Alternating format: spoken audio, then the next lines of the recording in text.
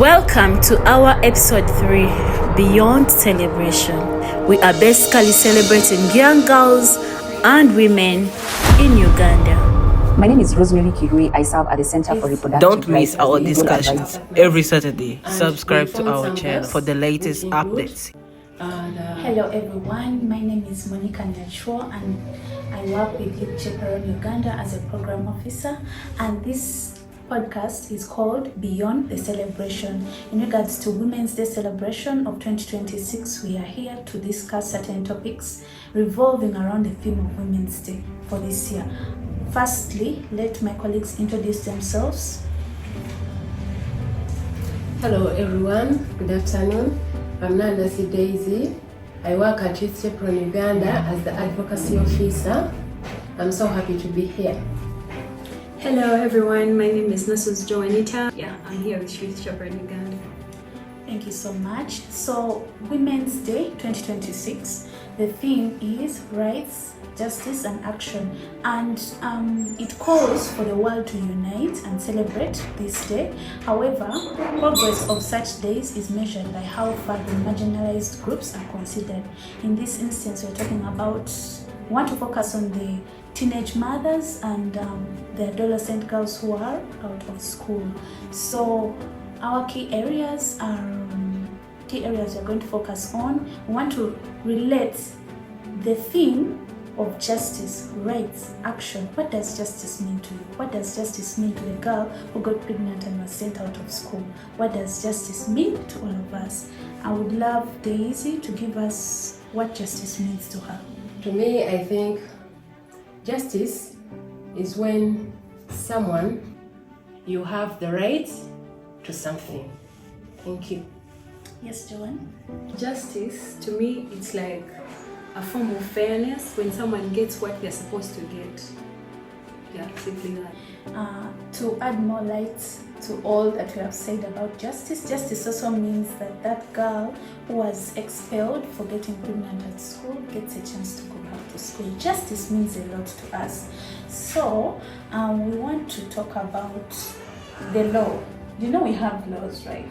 Yes. For instance, we have the 2020 Teenage Pregnancy Prevention Guidelines. Mm-hmm. And we want to talk about, do these laws work? The reality and the legal aspect. We also have a guest from the Center for Reproductive Rights joining us on this discussion. My name is Rosemary Kirui. I serve at the Center for Reproductive Rights as the legal advisor for Africa Legal Strategies Department.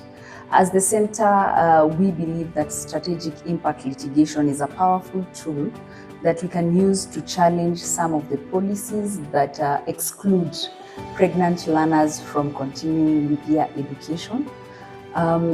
The good thing about filing strategic impact litigation is then that we give an opportunity to courts to assess some of the policies that we have in place, so that to ask themselves, do these policies meet the test that one, are they reasonable, are they necessary, are they proportionate? So strategic impact litigation affords us that opportunity, especially in cases where the policy or the practice is either ambiguous or silent on certain issues. So then we give the opportunity to the courts to do this. And while we are presenting the case, then we have the opportunity to highlight the domestic legal framework.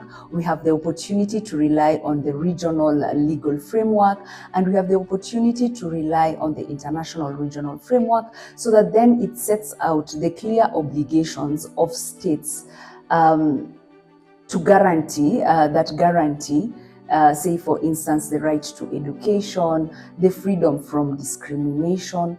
So a strategic impact litigation case affords us this opportunity.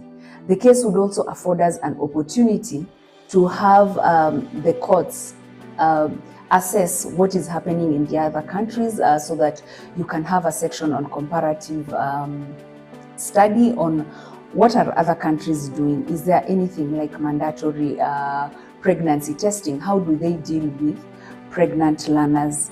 The other thing or the benefit of having strategic impact litigation case is that we benefit from the decision that comes from that court, so that it becomes binding on all state organs, it becomes binding on the lower courts as well. I will give you an example of a case that was brought by the Center for Reproductive Rights together with its partner, the Legal Human Rights Center in Tanzania, against the United Republic of Tanzania. And in this case, we were challenging the mandatory pregnancy testing of learners, and when they are found pregnant, they were expelled from school. So we challenged this case, and the African Committee of Experts on the Rights and Welfare of the Child gave a positive decision that indeed the mandatory pregnancy testing and expulsion of pregnant learners is a violation of their rights. Now, this case the decision is binding in the countries that have ratified the African Charter on the Rights and Welfare of the Child, and we have more than 50 countries that have ratified this. So you can clearly see the impact that one case that was filed by the Center for Reproductive Rights together with its partner on the country Tanzania is having, because then the issue of mandatory pregnancy testing and expulsion of learners from school is not only evident in one country. We are seeing it across many countries in Africa, and then the benefit is now that we have a decision that is binding on all these other states. Thank you very much. However, are these things working? Why is it that girls are being sent away from school when they get pregnant? And that violates their right. So with all these laws available, there are certain gaps. For instance, in the 2020 guidelines, the gaps which are there, which gaps do we have? Highlight. There are no specified penalties for the schools which are non-compliant. And the testing also, they don't do it a dignified way. They don't do it professionally. Yes. And thank you so much, Daisy, for that. And the gaps she has talked about, for instance, the lack of penalties, it defeats the entire thing. If you have a law in place and there is no penalty for it, it means whether I follow through with the law or I don't, it doesn't matter. So if a girl gets pregnant and she's sent away, there is no penalty. Schools are still doing that. That is an example of the reality and the legal aspect. There is a gap in between, and we call upon the government or stakeholders to revise such laws, to revise such a policy, look into these gaps, and we see that they are worked on. So that is another form of justice. Justice also involves the school environment. For these teenage mothers, remember, we are focusing here on our target group, our marginalized girls, the pregnant mothers who are sent away from school. So justice means the school environment. Joan, would you love to tell us about the school environment? How should the school environment be to support school re-entry and these young girls? Thank you so much. What I would want to say about it is this environment, like the schools should start putting like flexible timetables for these mothers when they give birth. Now, for example, these people have become responsible citizens whereby they have given birth, so they'll have to feed their children that time. Now, in the normal setting of schools, usually they have to go at school at 6. But now, since you have a child, there is breastfeeding that child before going, or preparing for them something that they'll eat when you're at school. So I would call upon the schools to look through it, and they come up with those flexible timetables and create time for these mothers to feed their children and also give them a chance to be in school. Another thing is childcare. Now, let's talk about the mothers that are in the villages. Yes. They do not have that childcare support in schools. They don't. whereby there should be a provision for those mothers to breastfeed their kids, give them privacy to breastfeed their kids, give them shelter for them, provide them with clean water to just to hold you there. You know that this shelter you're talking about, sometimes it doesn't have to be complicated, you know. If a school can set aside a room for, let's say, Muslims to worship, they can also set aside a room for the girls to breastfeed, right? In privacy. This is good. Another thing, the school environments should have like school counseling sessions for these mothers to help them with their mental health, physical health, because now if the mother is not mentally okay, this kid will not be growing up healthy, and themselves when they're in school or at home they'll end up like beating up the child because they're not mentally okay. So I think schools should create those sessions and come up with like days for counseling for all like the students, not only those pregnant mothers, but all the students. Now those ones who have not yet given birth, to tell them not to drop out of school.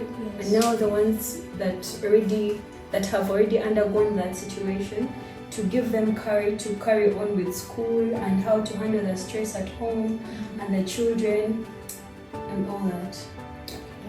Thank you so much. You know, the school environment is very, very important because this is the very environment that chased the girl child away when she was pregnant. There was a lot of stigma. I remember in my high school, whenever a girl got pregnant, the whole school would gather and see how that girl would be sent away from school. And now you want to bring that girl back into the very school. So you have to make sure that that environment is conducive and safe.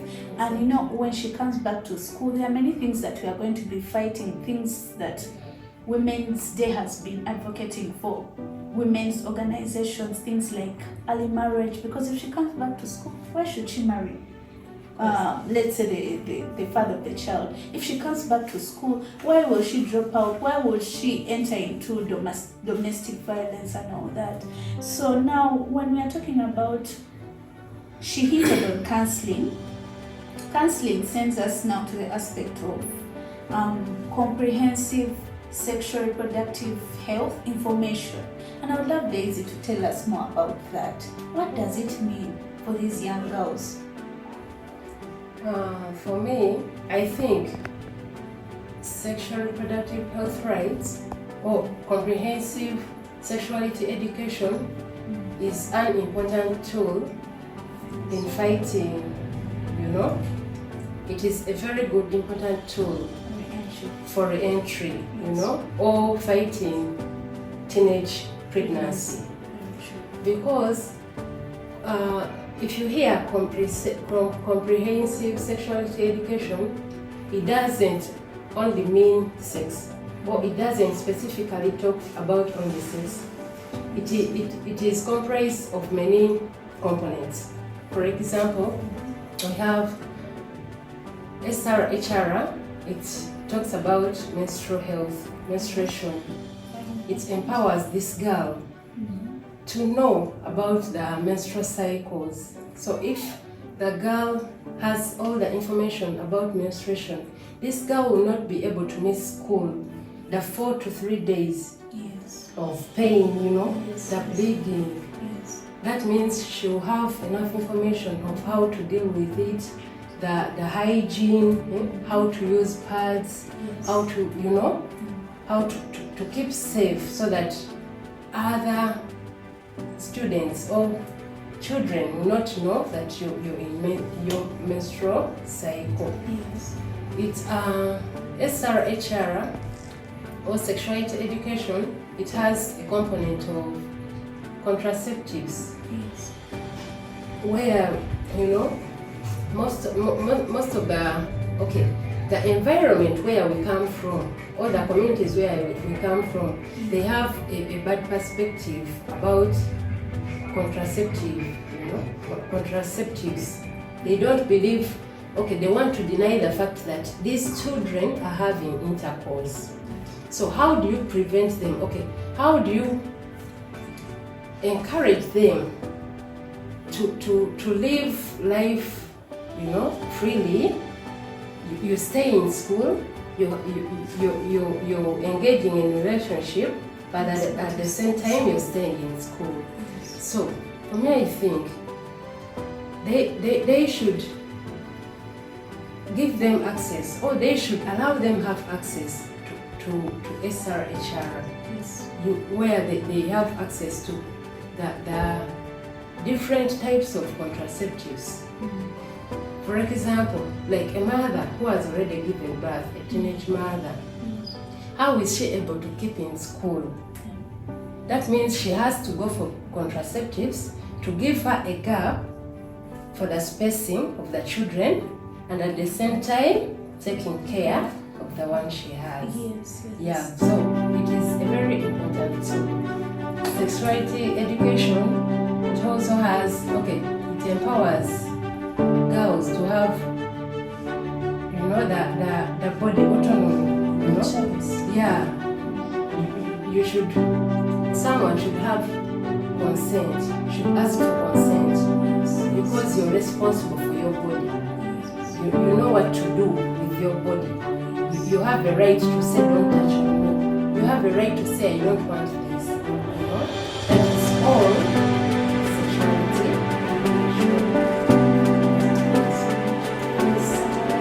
Such a very big concept in such a short time. But I decided it's very important for child to have this information, to know what to do, and the choices to make.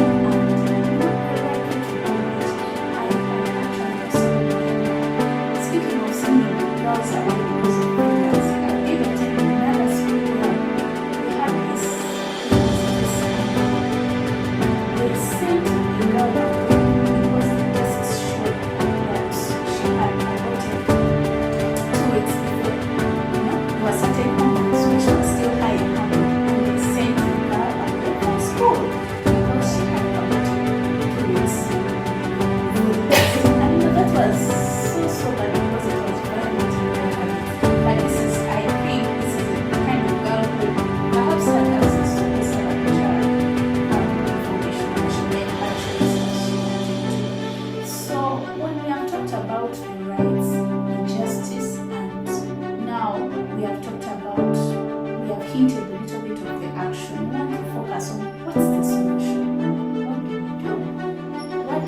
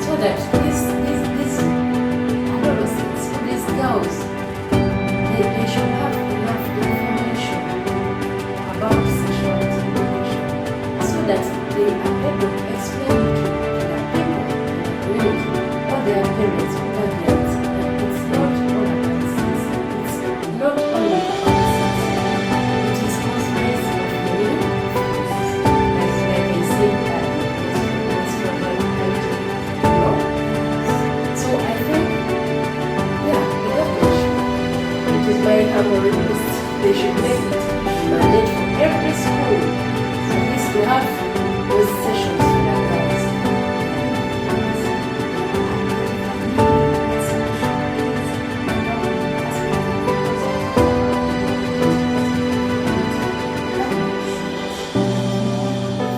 Listen, when organizations come in and advocate and point out the gaps in policies, the gaps in the law, these gaps should be worked on and be made effective. For instance, the one we're focusing on now, the Prevention of Teenage Pregnancy Guidelines of 2020. They have gaps. Imagine a law without a penalty. What is it's not going to be so effective, and it would really be of great help if the government revises that and it is made effective and amended. Joanne should tell us more, highlight a little bit of the solutions for the school environment. Thank you. Well, about that, to my thinking, and what I think as a solution should be, is putting more emphasis on the counseling part. Let me talk about myself. Back then, when I was still in primary 7, there is this company that came for, it was giving out pads. I learned around the company. So they came to our school and just gave us the pads. They didn't tell us how to use them. They just gave them to us. So when I went back to the dormitory, I found my other colleagues using them. I didn't know what really to use them for, because at that time I wasn't maybe yet fertile. So I just got them and put them on my nika, like how they were doing, how to swim them. I know. Now, as time passed by, when that time reached, around was in senior 3, I had to get my periods. But guess what? I got them. I didn't know what was going on with me. When I saw blood, I started crying. I had to go to the washroom, squat, and wait for the blood. Senior 3. Yes. All this time, no one had told you. This is menstrual health. Yes. This is how you do this. This is oh my God. And that is exactly what I've been talking about. I don't think you were studying in a rural school. Now, if that was what of those in the village. Exactly. Oh my I had to squat, wait for it to stop, and it wasn't. Wow. Had to call my parents and all that. But now my point is this, emphasizing on the counseling part, not only to call the pregnant mothers, but every girl in school, to call them, counsel them, but also put practical work to everything. You show them how things are done. Because if I knew how to use them, I wouldn't be in that dilemma at that time. Yes. Imagine I was old by senior 3, but I didn't know anything about it. So, and also, providing that safe space for the mothers and the clean environment for them to treat their babies, not only still for the mothers, but all girls. It is not only for the mothers, but all girls to be like, to create an inclusive environment for everyone. Don't you think the boys also have a role in that environment? Well, I think they should just be involved in the counseling part, to let them know about, like, in case a boy sees a girl with blood, it shouldn't be an alarming thing. To let them know that it's normal, it's not something that they have to go talk about and make them feel bad. Okay, they are supposed to be involved in some sessions, the general ones. So that's what they should know. For me, I would love to, and as we are concluding, we would love to give out a specific message. What message do you have? A call to action? A call to action. I would love to highlight the fact that not everyone knows what's actually the information necessary. How many girls out there, not only in the urban areas but in the rural areas, know that there are guidelines which are telling schools not to chase them when they are pregnant? I am sure most of the girls, when they get pregnant, they know school is done. They start to get other plans. But the girl child should know that actually the government prepared for you this. These are the guidelines which can prevent, which can protect you when you're pregnant. In school, you can still study. And when you study, your potential is fulfilled. So awareness. That's what I can echo in my call to action. What can you echo, Daisy? What can you echo, John? My call to action goes to the government, as I said earlier. They should make comprehensive sexuality education. They should add it to the curriculum so that every girl out there has access to this information. Yes. It becomes everyone's responsibility, because the more they learn about this information, I think it can increase on the numbers of teenage mothers, because if they resort to using contraceptives, they will reduce on the pregnancies. That's very true. And another call to action, it goes to NGOs, CSOs, and the ministries at large. Those working with youths, please allow them to talk, to express how they feel. Let it be a meaningful youth engagement. Okay. Thank you. John? Well, my call to action goes to the parents and the guardians that we have around us as youths or girls, women, the young women that we still.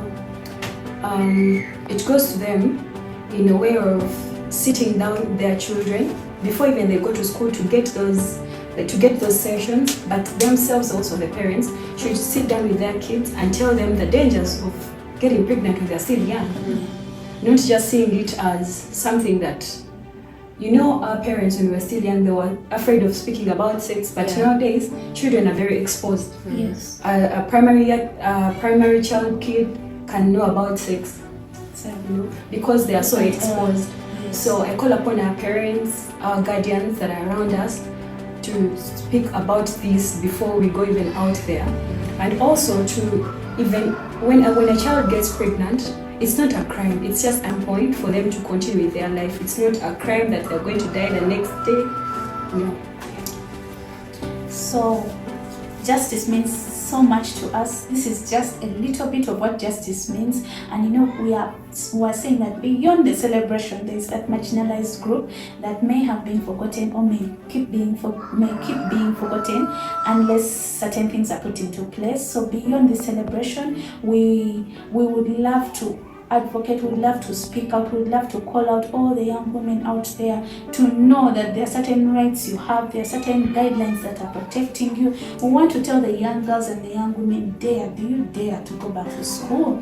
Yes, the school environment was tough, there was stigma, some of the teachers by the way become barriers for these young girls other than being supportive. But you should dare to go back to school. We call upon the stakeholders, like you say, the government, the NGOs, the organizations, we call upon parents, we call upon all of us, even the women and the men who love the women, that is the fathers, the husbands, the brothers, everyone. Give them a chance. Yes, everyone should give this girl child a chance, because no one is perfect, we all make mistakes, but we want to make sure that this girl has potential and she fulfills her potential. So that she can even take care of that child. Sure. And raise another better generation that is to come. So we are concluding our podcast, and we are so happy that you've taken the time to listen to us. We'd love to invite you to subscribe to our channel, to follow us on our social media spaces, all of them as Youth Chaperon Uganda, because we have so much more in store for the girl child, for the youth, and for the world